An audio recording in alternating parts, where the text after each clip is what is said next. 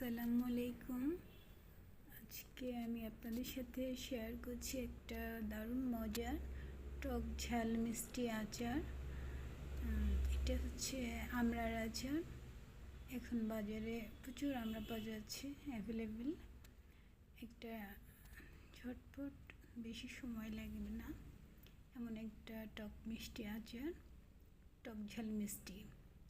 আমি প্রথমে সরিষার তেল দিয়ে ফ্রাই প্যানে কিছু আস্ত কোয়া রসুন, 2-3টে শুকনো মরিচ, 2টা দারুচিনি, 3-4টা এলাচ দিয়েছি, একটা তেজপাতা।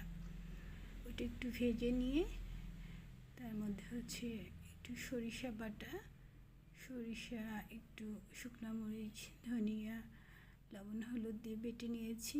সেটা দিয়ে একটু ভেজে আমি কাটা আমড়াগুলো দিয়েছি।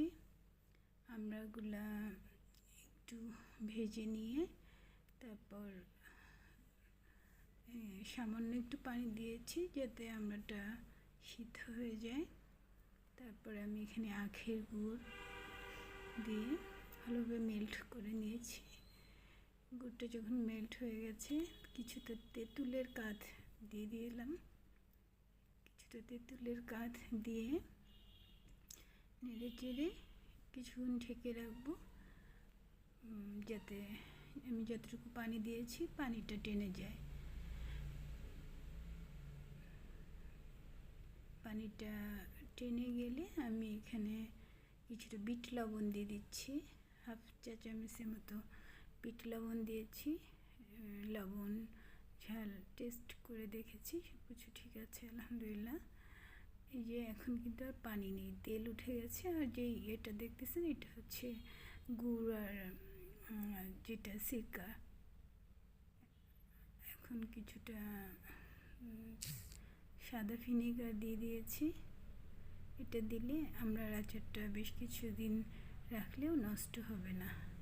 শেষে আমি কিছুটা চিলি ফ্লেক্স উপর থেকে ছিটিয়ে দিচ্ছি।